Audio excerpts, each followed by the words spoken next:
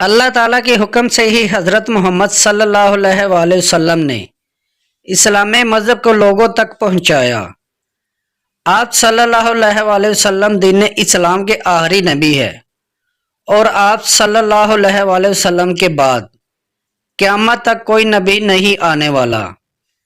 آپ صلی اللہ علیہ وآلہ وسلم کی آمد سے پہلے عرب میں قبلہ سنسکرتی کا جاہلانہ دور تھا۔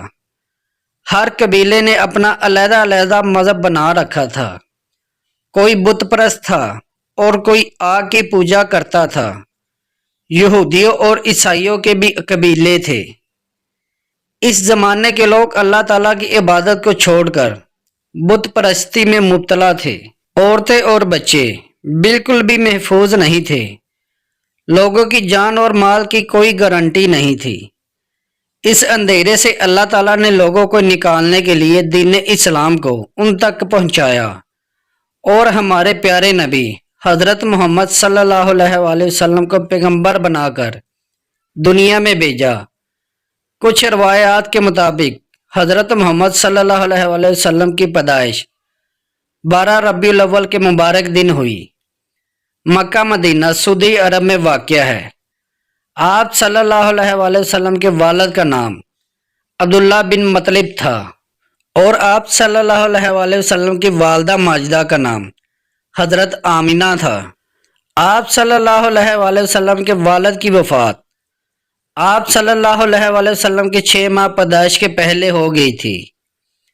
آپ صلی اللہ علیہ وآلہ وسلم کے والد صاحب کی وفات کے بعد آپ کی پرورش آپ کے چچا ابو طالب نے کی۔ عبادت اور الہام۔ آپ صلی اللہ علیہ وآلہ وسلم بچپن سے ہی عبادت میں مصروف رہتے۔ آپ صلی اللہ علیہ وآلہ وسلم نے مکہ کی ایک پہاڑی غار حرا میں کئی دن تک عبادت کی۔ غار حرا میں ہی آپ صلی اللہ علیہ وآلہ وسلم پر پہلی وحی نازل ہوئی، جس میں اللہ تعالیٰ نے ارشاد فرمایا، یہ چاند ستارے زمین سورج سب میں نے پیدا کیے، صرف میری عبادت کرو، میرا کوئی ثانی نہیں ہے، اور لوگوں تک میرا پیغام پہنچا دو۔ اور اس کے بعد اللہ تعالیٰ نے آپ کو نبوت عطا فرما دی۔ حضرت محمد صلی اللہ علیہ وآلہ وسلم پر جو کتاب نہ اتاری گئی، جس کو ہم لوگ قرآن پاک کہتے ہیں، جو حضرت جبرائیل علیہ السلام کے ذریعے اللہ تعالیٰ نے آپ صلی اللہ علیہ وسلم پر اتاری۔